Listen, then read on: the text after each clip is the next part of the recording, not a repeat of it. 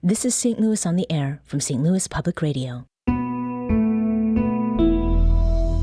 I'm Elaine Cha. The Mississippi River, formed about 15,000 years ago after the last ice age, spans more than 2,300 miles long from Minnesota to Louisiana. The river has been an integral part of North American history, from the Native American mound builders who constructed large earthworks throughout the river system hundreds of years ago, to the steamboat operators who transformed the speed of American society in the 19th century, and onward to today.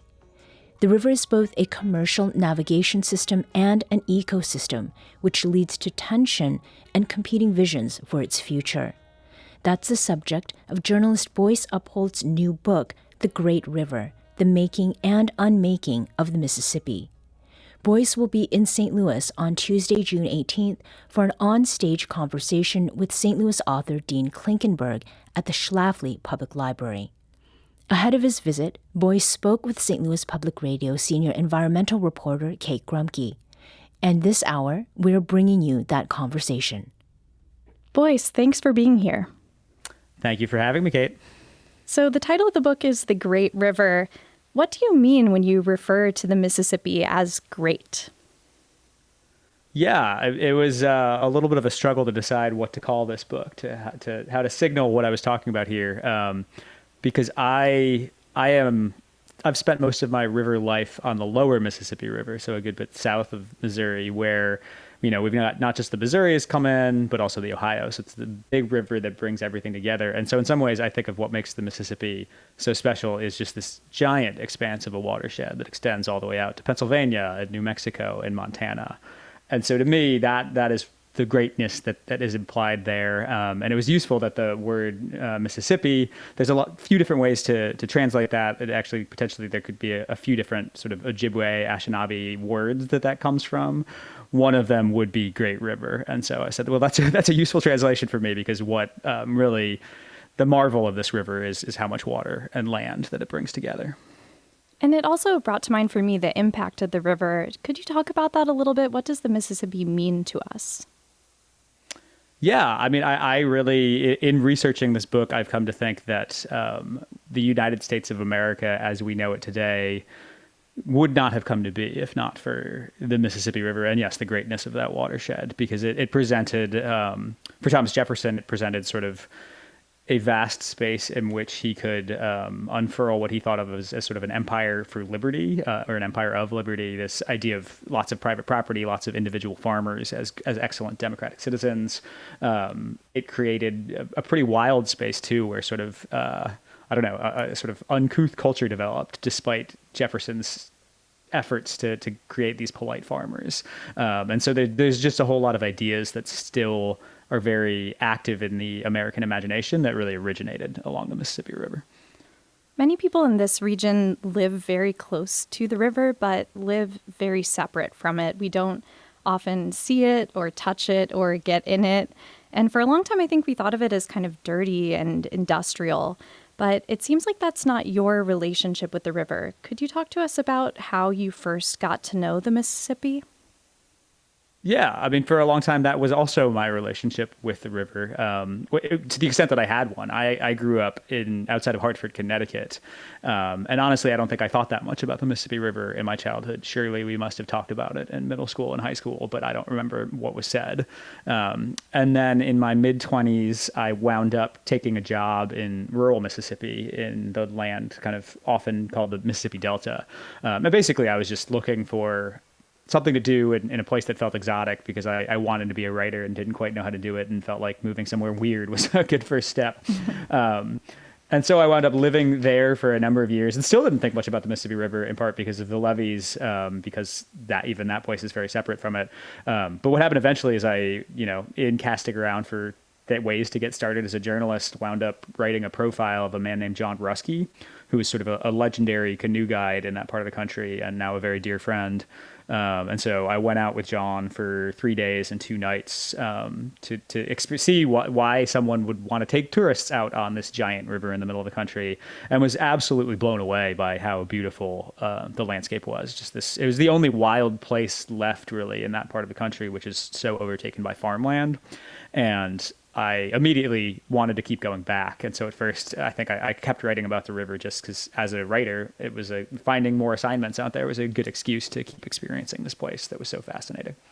And then how did you go from those assignments to writing a whole book? Yeah, it took a long time. It changed form. I think eventually I was like, well, if I keep coming here, I'm a writer. That writing a book is the aspiration for many writers, myself included. And so it occurred to me that, if I'm going to keep going back to this place, maybe I am interested in enough to sustain the attention it would take to write a book. Early on, I kind of thought my book would be about the Mississippi Delta alone and sort of that very specific stretch of river and some quiet lyrical, literary essays about how I just like to go canoeing there, basically. But I had some mentors that kind of said, if you want this book to do much for your career, you're going to have to be a little bit more ambitious. And so I kind of contemplated that for a while. And in the meantime, I just kept reporting on the river. And so after a few years, I was like, okay, it's a bold task, but I will do my best to try and capture what this river is, how it became what it is in one book. And it took me basically 9 years, depending on how you define it. And glad it's finally finished. Well, I'm glad I'd expanded to include our part of the river here. So the book winds through the history of the Mississippi River in a way that is true to the subject. It's not always a straight path. But could you kind of start at the beginning for us, or as far back as we can? How was the river formed, and what was it like before it became what we know it as now? Yeah, I think one of the reasons why it winds so much is it's kind of hard to say when it was formed, right? Because it's very deeply philosophical questions. What really is the Mississippi River? When did it become itself? So again, thinking about what makes the Mississippi to me being sort of all of this water pouring out into the Gulf of Mexico, I trace it back hundreds of millions of years to, a supercontinent before North America even existed. And as the continents sort of drifted apart, coming into their more modern locations, there was sort of cracking and fracturing in the rifts, and that created this like hidden rift beneath what is today the lower Mississippi River, which through a lot more geological action, some of which too detailed to share here, some of it too detailed for me to really get into all of it in the book, that actually kind of like downwarped. So if you look at a topological map of the United States, you can see there's this like downward sloping trough that starts a little bit downstream St. Louis. St. Louis is not far from the top of the lower Mississippi River. And it was that sort of made this the exit for all the water from so many places across the continent. So for me, that became the beginning. There's a lot of change from there. I think the river we know today, it looked quite different until after the ends of several different ice ages. So it's really in the past 10, 12,000 years that the river started to look something like what would be familiar to people today. And the cover of the book is a map of the Mississippi River with these pastel ribbons kind of spinning off from the river in waves. What is that map, and what does it represent to you? Yeah, so this is the Fisk map, or one of the Fisk maps. So a man named Harold Fisk in the 1940s was hired by the U.S. Army Corps of Engineers to essentially trace some of that history, because the river down here, especially, or down on the lower river, winds and jumps and changes its path throughout this trough that had been opened up.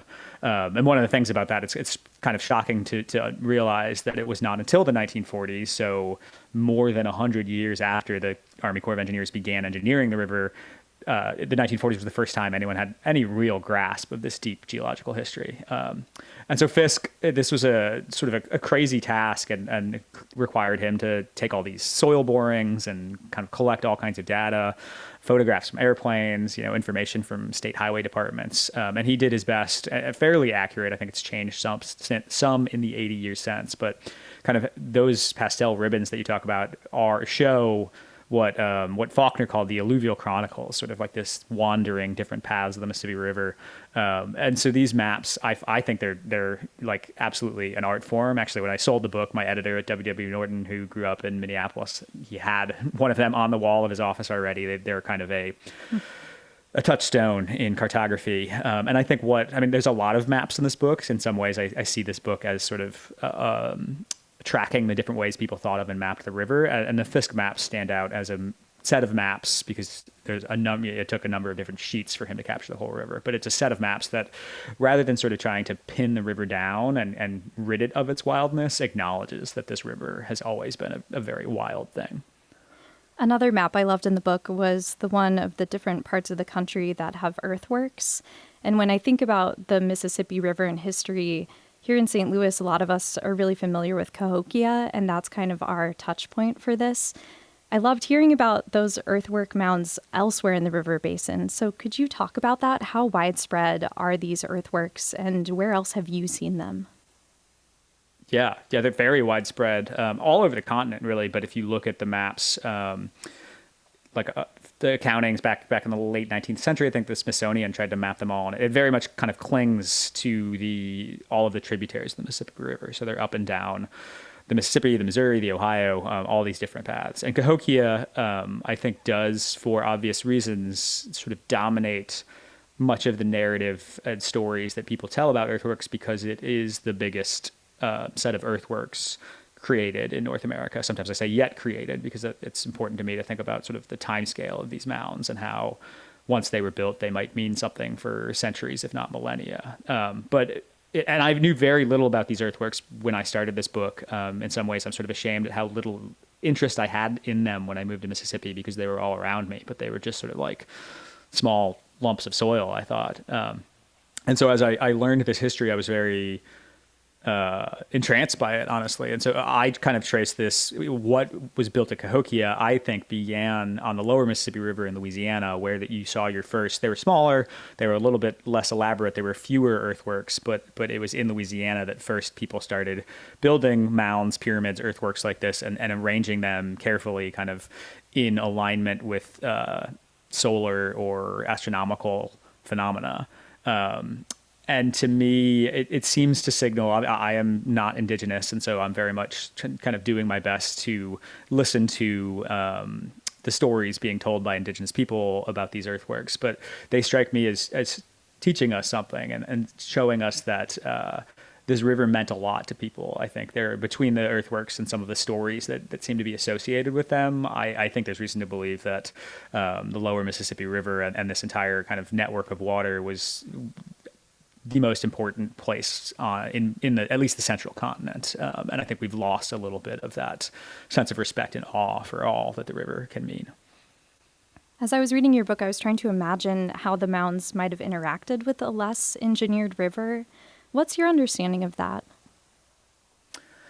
That's a good question. One of the obvious things you could intuit at looking at some of these mounds is they, would offer a refuge during floods. In the historic era, Mark Twain visited a site that's now gone. It's been wiped away by modern engineering, but it was Jonesville, or Troyville as it's known. When Twain went down and visited in the 1880s during the big flood, it was sort of all of the farmers there had put their cattle and sheep up on the mound because it was the only thing staying above the water. So on a pure functional level, it sort of makes sense. It's like this would allow people to put habitations, other important buildings on top and avoid the flooding. But I think they're more than just functional, but they strike me as likely having spiritual meaning and like thinking about the creation of this space and what that meant to people. In the mid-1500s, Hernando de Soto and his men arrived from Spain and Florida and were credited with being the first Europeans to see the Mississippi. What did early Europeans think of the river when they first saw it? Yeah, I maybe make too much of the quote there in the book.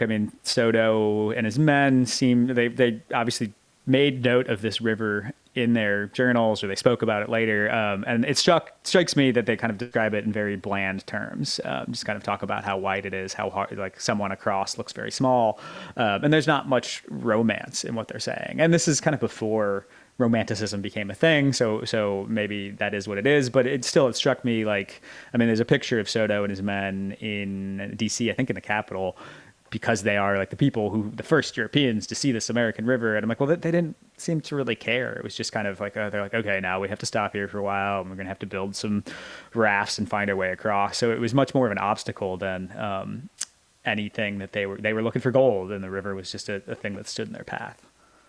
And skipping way ahead to the Louisiana Purchase in 1803, you write that Thomas Jefferson had, quote, if not quite a plan, then at least a vision for the Mississippi Valley.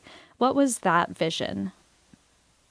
Yeah, so Thomas Jefferson talked a lot in various letters. He sometimes called it an empire of liberty, an empire for liberty. It was a sort of political theory that was also a theory of landscape, which was, democracy depended on free citizens, and to be free, ideally, you weren't working in a factory, you didn't have a boss, you were working for yourself. And so he wanted lots of farmers. And so the continent had to be lots of parcels of private property so that everyone could have their own farm and take care of themselves. And I think even by the late 18th century, it was becoming clear that if that's what you wanted this country to be, we're not really going to be able to pull that off east of the Appalachian Mountains. It demanded spreading over the mountains, which meant spreading into the Mississippi watershed. And so Jefferson never visited the Mississippi, but had this whole library of maps and notes from explorers, because he was very obsessed with using that watershed as a space to kind of unfurl this specific vision of what he thought our politics should be. And was that realized? What's the legacy of that vision today, do you think? I think I've met many farmers and other residents of sort of rural farming regions that often position themselves as self-sufficient Jeffersonians. I am a little bit less convinced of that. I mean, I think even Jefferson himself was using this all a bit symbolically. He talked a lot about small scale yeoman farmers. He himself was a plantation owner who had slaves, and the landscape specifically right along the river often demanded that kind of wealth in order to run a private farm, because it was so hard to keep dry, so hard to build levees, that it was unlikely to work out unless you were a guy that had a lot of enslaved labor. So from the beginning, it never quite got there, and Jefferson didn't even really put in protections for like small scale homesteaders. And when those protections were put in place later under Andrew Jackson, they often didn't really work, because the wealthier people would say, well, that person got a good plot of land, so I'll just pay them money. And they desperately needed the money and sold out. And so you look at along the river today and you see massive, massive farms, much bigger than back then, but it sort of has been this long process of consolidation. We're listening to Kate Grumke's interview with Boyce Upholt, author of The Great River, The Making and Unmaking of the Mississippi. We need to take a short break. Coming up, efforts to control the river from entities including the Army Corps of Engineers and the effects of those interventions. This is St. Louis on the Air on St. Louis Public Radio.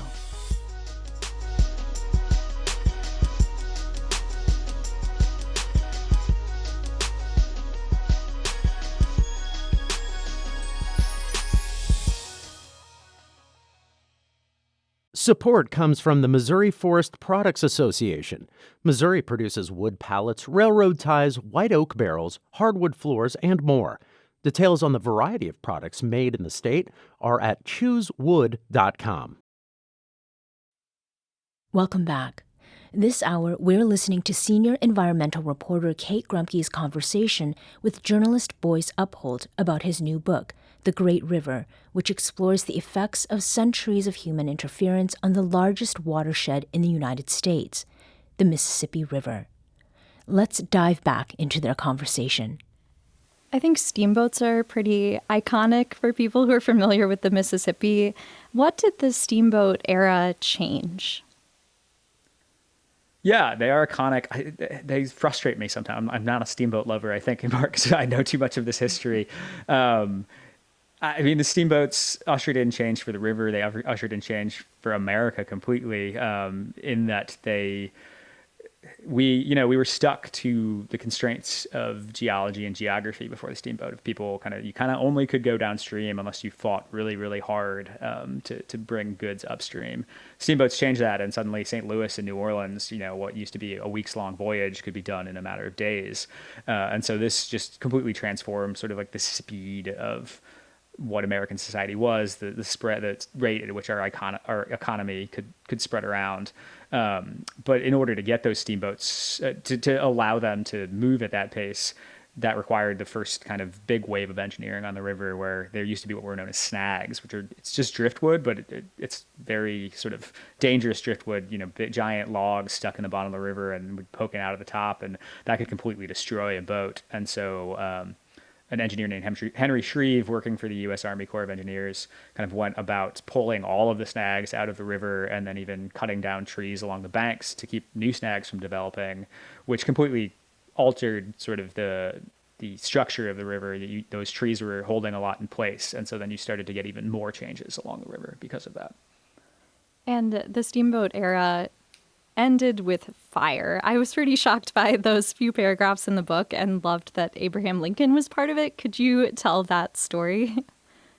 Yeah. I mean, I think one of the contentions I make, which I borrow from some other scholars before me, but you can almost say the steamboats, in a strange way, they remade the river, and then we lost the river. And that's because they proved so effectively what technology and steam power specifically could do, that eventually people were like, well, why don't we take this steam engine and take it out of boats and put it into something else? And that led to railroads. And railroads were, you don't have to worry about the shape of the watershed. You can punch a hole through a mountain and run the railroad right through it. And so that was ultimately the threat to steamboats, was railroads started heading further west. And it took a while, but eventually in the 1840s, if I have it right, 1840s, 1850s, the first bridges start appearing on the Mississippi River. And so, I mean, the steamboats are basically done at this point, but they're fighting that. And so when the first bridge crosses the river up in Illinois, or up in Iowa, to Illinois, a steamboat, it seems pretty obvious, like it was a kamikaze mission. They ran a boat into this bridge, and the boat burned down, the bridge burned down. Lincoln wound up representing the railroad company in the ensuing legal dispute. And it's interesting because Lincoln had formerly kind of been a man of the river as like a young farm boy. He had carried crops downstream on a flatboat, which was sort of this very vibrant, important moment in the river's history. But Lincoln was a politician, and he understood, the future of America was moving westward and moving beyond the river, beyond even the watershed. And so he made these specific argument of like, that is the direction, the course of our empire is heading west. The Adventures of Huckleberry Finn was published in the U.S. in 1885 during what you say was a boom in Mississippi travel writing. How did people think about the Mississippi at that time? Yeah, I think the 1870s, 1880s was not just a boom in Mississippi travel writing, but was sort of a boom in travel writing and wilderness travel writing specifically, right? This is not far off from the era when John Muir was out west in the Sierras, kind of setting the seeds for the Sierra Club and establishing our notions of what wilderness means in America. And so it was really interesting to me to read some of these old travelogues from a few years later, but people who were canoeing down. Back then, the trip was not to go from Lake Itasca down to the Gulf of Mexico, but people would come down the Ohio River to the Gulf of Mexico because they were essentially kind of repeating these voyages that used to be really important in frontier America for farmers that would take that route, taking their crops down to market. And they were passing through mountains in Ohio and seeing oil derricks and seeing sheets of oil on the water, but I don't think they liked that, but that didn't, for them, disqualify this from being a kind of wilderness experience. And so it's a reminder to me how new our idea of wilderness was. It was still kind of being tested out in this era. And so, you could have put the Mississippi River in contention with the Sierra Mountains as an exemplar of like going out and having a recreational experience in a crazy wild place. And it's shifted through the years. But as I was saying earlier, I think that it might be helpful for us to return to thinking about the Mississippi as also being a wilderness space. And at that time, if people couldn't get on the river, they could see Mississippi panoramas. And I think you recently posted on social media that the St. Louis Art Museum has some of those here. What are those? Can you paint us a picture of what they were used for? Yeah, these are these incredible works of art that basically this man named John Banford had the insight, at least, to do this about the Mississippi River. There had been other reforms before that, but he's like, okay, if I paint this really long painting, this long horizontal painting, I could kind of spool it up like a scroll, and then have these two, dowels that wind off one and wind onto the other, and I can recreate in a theater the kind of view that you might get from a steamboat. And this wound up being a huge sensation. He debuted it in Louisville, Kentucky, which was very much a river town. But from there, it jumped to Boston and to New York and to London. And so it became this worldwide thing. So the mural, the panorama that's in the St. Louis Art Museum, is one of the later ones that very interesting, kind of looks at a lot of the indigenous earthworks in there. But to me, these panoramas mark an interesting moment where almost the river jumped from being sort of like a material thing to America, the site of the frontier, to be more of a symbol. So you had multiple writers, including Thoreau and Longfellow, who went and saw these panoramas. Thoreau actually later saw the river, but Longfellow I don't think ever did, and wrote about the river as a symbol through these panoramas. And so it marks to me this moment where we begin, in a weird way, to lose the river itself. It's just abstracting and becoming a symbol to people rather than something that people go out and touch and feel and see. I always thought Theodore Roosevelt was influenced by the far western U.S. in his drive to preserve nature, but you proved my assumption wrong. He was actually very connected to the Mississippi River Basin. What's the story there? Yeah, I mean, it actually precedes his life. I can't remember the quite family connection, but one of his family members actually sort of like built and designed the very first steamboat to come down the Mississippi. So he had it in his family.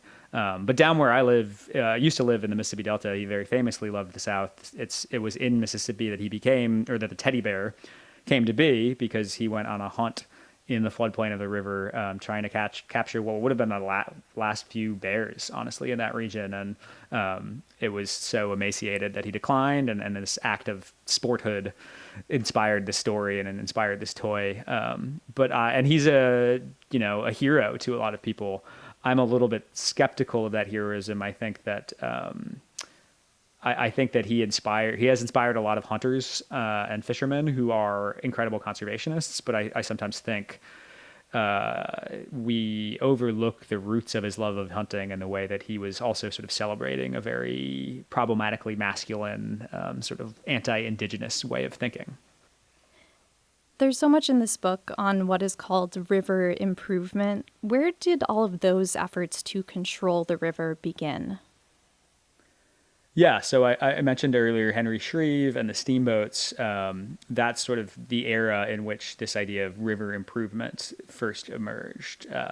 So the steamboats had proven that they were capable of moving goods up and down the river, but it remained quite treacherous. And then an added component in this was that in 1824 there was a Supreme Court decision that kind of declared that navigable rivers were federal property rather than state property, because only the federal government could oversee interstate commerce, and rivers then were like the only really good way to do interstate commerce.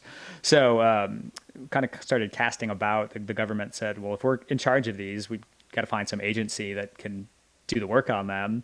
And the best choice at the time was this group called the Army Corps of Engineers, which had been formed in a very nascent form during the Revolution. Thomas Jefferson had worried that we kind of lacked people good at building fortifications and bridges, and brought in some French engineers to train them. And that was revived again later by Jefferson.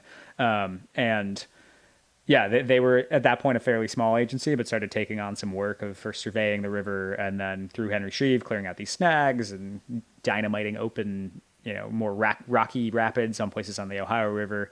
And then through literally Shreve ran what was called the Office of River Improvement. And that has birthed now several centuries of work up and down the Mississippi and its tributaries. And what does river improvement mean? And did everyone agree on what improvement means? Yeah, I mean, it's an interesting phrase, right? It implies that what exists on the ground needs to be improved, that it's not what it's supposed to be. And so, I mean, I think early on there was a lot of consensus from the guys in charge, so wealthy white men, that like, yeah, we could fix this up and get something better from it. Again, we were talking earlier about the earthworks, and part of the reason why it was important for me to really foreground, to the extent I could, ideas of cultures that preceded the United States of America, was to show that for thousands of years before white Americans arrived, there was a sense of like, this river doesn't need improving. It's chaotic and potentially dangerous, but in that chaos and danger supplies a lot of life as well. And you talked about the snag clearing. What are some of the other various inventions to improve the river that were introduced and are still in place today? Yeah, I mean, there's all kinds. Up, north of St. Louis, you start to get the dams and reservoirs. And so there were, dams obviously existed before the Mississippi, but out on the Ohio, some sort of new types of dams were tested out for the first time in the United States. There are wing dams, which are kind of like, they don't cross the entire river, but they channel the water and narrow it to try and kind of send the water where we want it to go. Down here in the South where I live, we have control structures, which is a sort of vague term, and describes a broad category of different kind of gates that we can open and shut to decide where we want the water to go, how much water to flow. There's a huge levee, right? Again, there's levees up on the middle Mississippi in St. Louis, and then the entire 1,000 miles from Cairo, Illinois, down to the Gulf of Mexico, with the exception of a few places where there are natural bluffs. There are sort of federally sponsored, federally maintained levees on that stretch. And then there's like hidden things that like aren't even objects so much as things we've done. There are 14 man-made shortcuts on the lower Mississippi River that were made in an effort to try and sort of make the river move faster and therefore flood less, because it will like speed its water more quickly out towards the ocean. And the Army Corps of Engineers is a main character in this book. Their motto, I was surprised to learn, is French for "let us try." How much of what they did to the river was experimental? Quite a bit, even in cases, I think, where they would proclaim it was not experimental. So you've got, he wasn't part of the Army Corps, but James Buchanan Eads, very famous St. Louisan, Missourian, was one of two engineers in the sort of late 19th century who, both of them figured they had studied everything you could possibly know about the Mississippi River, and they knew all the rules. And so therefore we'll be able to control this the way we want. And some of Eads' his engineering, right? He built jetties down at the mouth of the river that had served effectively for a long time. And so there was some wise and thoughtful engineering. But when I talk to more contemporary engineers, there is a little bit more humility these days, where people say, any river, but especially a river as big as this, is so chaotic and so ever-changing that everything is essentially an experiment. You can study what was there before, but once you put in engineering, you can kind of alter the conditions, you alter the priors, and you're going to have sort of ripple effects that it is hard to guess. And we are starting to see that, and the amount of flooding that's been happening in Missouri and everywhere on the river really changed in the last decade. Some of that's climate change, but honestly, I think more than climate change, it's engineering and land use along the river is impacting flows in ways that people had not predicted. And you wrote that Eads believed the Mississippi River was, quote, not just knowable, but tameable, a thing to be conquered. What do you think of that idea? I'm not sure how wise it is to try and tame and conquer a river.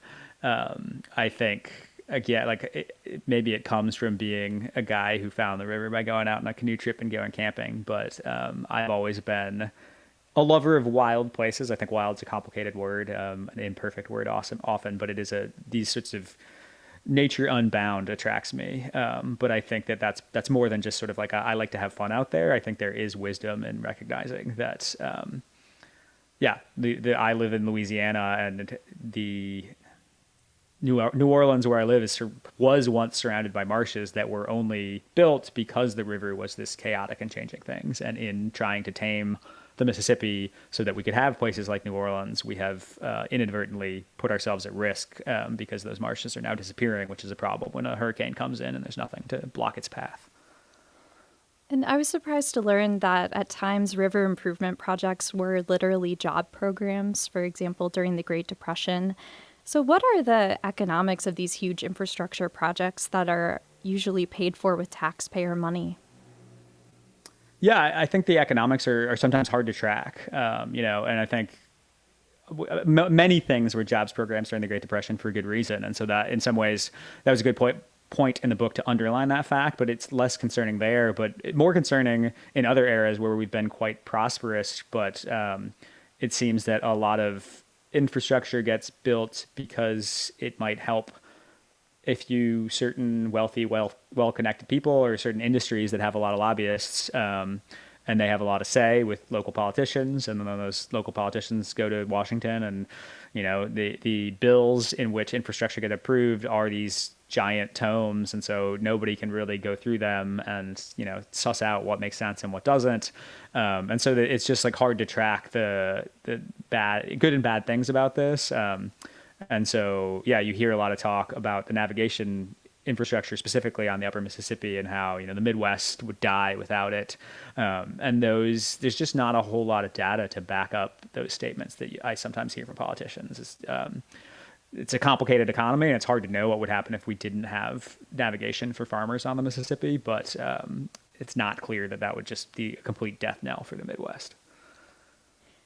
You wrote about visiting a drainage system in the Boot Heel of Missouri that might be the largest in the world. What is that drainage system, and what did you learn from seeing it? Yeah, so that was the Little River Drainage District, which occupies much of the Boot Heel. And it is just a phenomenal work of engineering, right?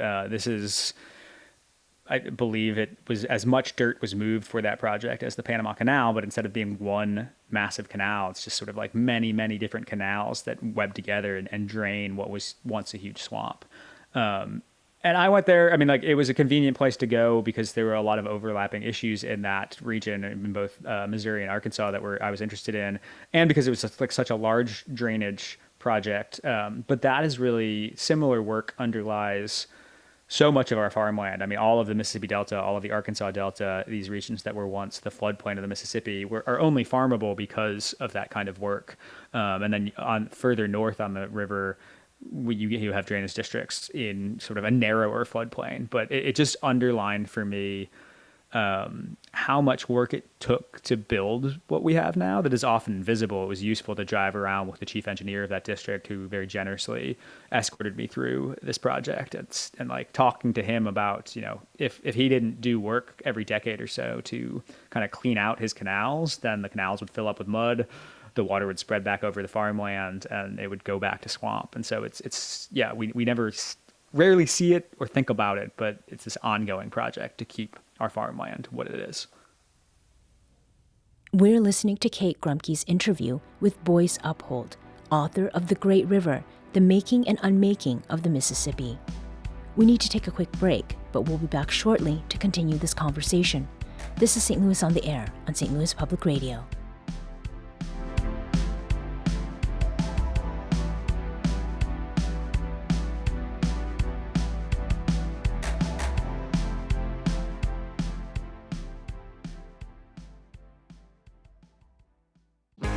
If you have a smart speaker, you have access to the entire world of NPR and St. Louis Public Radio. All the latest news and all the captivating stories. Activate our voices with yours by telling your smart speaker to play St. Louis Public Radio. Welcome back. In his new book, The Great River, journalist Boyce Upholt explores the long history of human attempts to bend the Mississippi River to our will. He also highlights the work being done on the river today. Ahead of his visit to St. Louis next Tuesday, he spoke with senior environmental reporter Kate Grumke about the new book. Let's return to their conversation. After decades of this quote-unquote war against the river, where are we at now? Just how engineered is the Mississippi? I think it's probably safe to say it's the most engineered waterway in the world. Maybe the Yangtze. It's hard to keep an eye on everything going on in China. Certainly, it's one of the most engineered things in the world, right? This massive system with so much on it. You've got, the largest water storage system in the country up on the Missouri. You've got this levee on the lower Mississippi, which one piece of that levee goes from the mouth of the Arkansas River to the headwaters of the Atchafalaya River. So it's from in Mississippi and Louisiana. It's 380 miles long of just unbroken wall of earth. And that is, according to a textbook I came across, the second largest human-made landform after the Great Wall of China. And so, I found it difficult really to even conceive of all that we'd done on the river. I've visited all these different floodways. I've walked and driven and biked the levee in many different places, and the scale of all these different interventions together is just mind-boggling to me. And what does that mean for how we think about it? Is it still natural at the same time? Yeah, it's an excellent question. And honestly, one of the things that first attracted me to this river was that, as I said, growing up in Connecticut, somehow, whatever discussion I did hear about the Mississippi, I had intuited a sense that it must be completely unnatural. It's just this concrete trough and filled with pollution. Even so, we're recording it last week. The Wall Street Journal ran a very generous review of the piece, and I was so honored, but I was a little frustrated by the art they chose, because they chose a picture of the Chain of Rocks Canal near St. Louis, which is precisely that. It is the one place on the river where it really is this absolutely straight ditch that has been dug. And that's not at all representative of what the river is at this point. So even though it is the most engineered river on the continent, if not in the world, when you go out there, even in St. Louis, I've canoed from St. Louis down to the Gulf of Mexico, and you don't have to get very far outside of the city to find yourself in strikingly wild feeling places, at least. Mosentine Island, you can go camp on this island a little bit north of the city, and you would be in a forest surrounded by coyotes, and then watch the lights twinkle on in downtown St. Louis, which I did one night. So it's part of what interests me about the river is sort of confounds our notions of what is wild and what is natural and what is engineered, because it's so big that it is both as wild as anything in the world and as engineered as anything in the world. What are the consequences of all of that engineering? They're good and they're bad, right? I have spent the past 15 years living in the Mississippi Delta and then New Orleans, which are two places I deeply love. And two places that have shaped American culture, two places that I can't imagine the world not having, but in their modern form, they can only exist because we built levees that allow people to live in these territories in a sort of permanent, settled fashion. And the engineering we did for navigation helped make the country what it is. I don't think we would be anywhere close to a superpower if we hadn't had this sort of highway for goods in the center of our country. And I think it's good and bad that we are a superpower. It's not a simple fact. But I think one thing we really do need to recognize today is that all these interventions, given the inherent chaos that is a river like the Mississippi, we can only kind of kick a can down the road. And so, we've built this massive set of flood control infrastructure, but now we're seeing that it's kind of being pushed to its edges.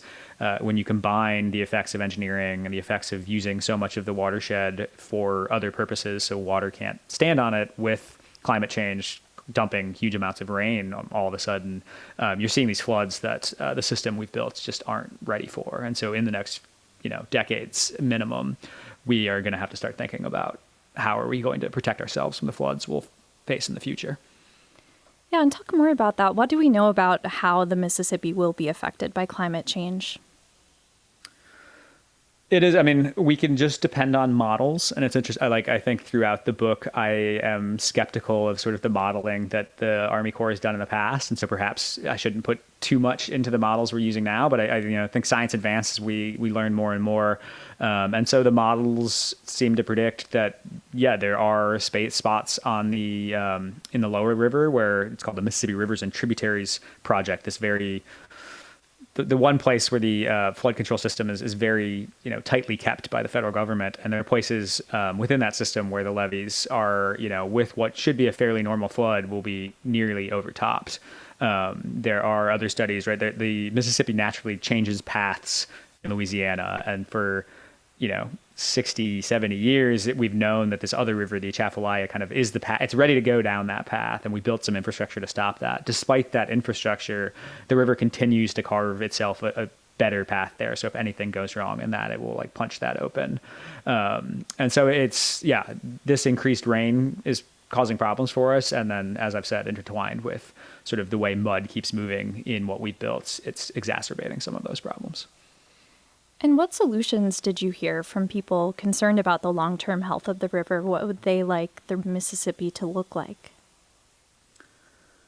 I think the overarching thing is, wherever we can, the more we can allow the river to look more like what it used to, the better. And I'm saying river here expansively. One of the, ideas that I tried to establish earlier in the book is that a river is not just a line of water. A river has a floodplain, a river has tributaries. And so in particular, looking in the historic floodplain, places where the river used to have access to in high water years that have been cut off, is how can we either, in some cases take down levees to give that more space, even where we don't take down the levees on the quote dry side of the levee. I think we want to be looking at where can we put more wetlands, which serve as, floodwater retention. And this has become a policy position. So like the Mississippi River Towns and Cities Initiative is this coalition of mayors up and down the river.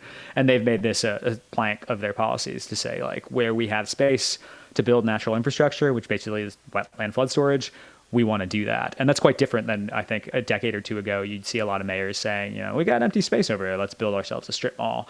And now they've realized that the tax income that they get from that is not worth the losses that they're going to face because of the kinds of storms we're getting these days.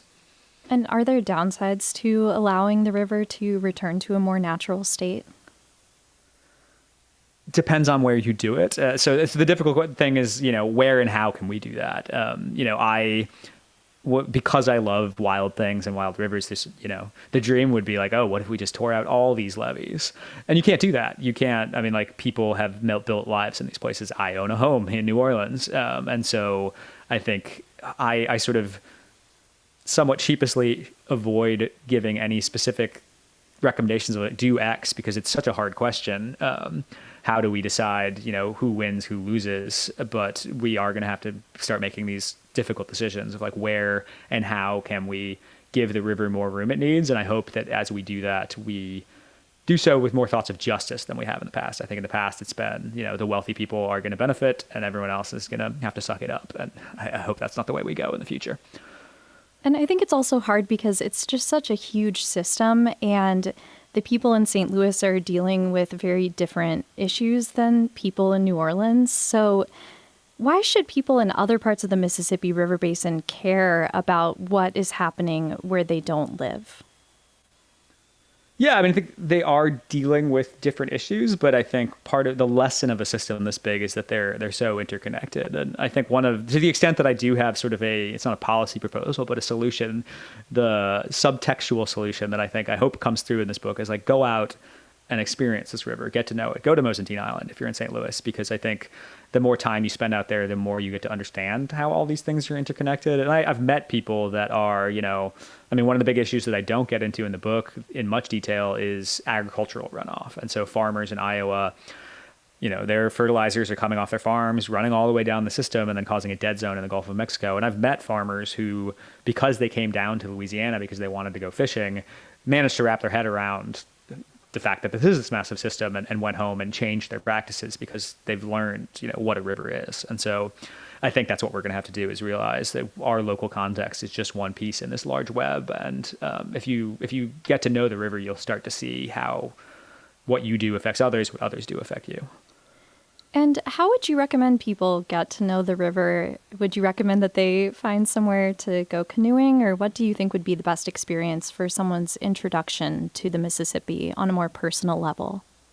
Yeah, I think canoeing is great. People in the St. Louis area, the Big Muddy canoeing outfit, I've gone out with those folks before. So I recommend that. It's my experience. I do think that there are different kinds of experiences and they can all be valuable. So if you want to go fishing, if you just want to go hiking in the floodplain, whatever is your thing, just find ways to push through and get over the levee and see what's over there. Boyce, thank you for your time. Thank you so much, Kate.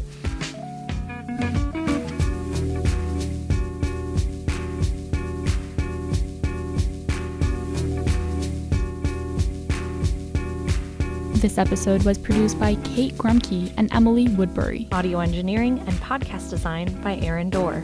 Our executive producer is Alex Hoyer. St. Louis on the Air is a production of St. Louis Public Radio. Understanding starts here. Do you find yourself regularly listening to episodes of St. Louis on the Air? Suggest us to a friend you think might enjoy our conversations. And leave us a review and rating on Apple Podcasts on the App Store. It's the simplest way to help people discover our show. Thanks. St. Louis Public Radio is a member-supported service of the University of Missouri St. Louis.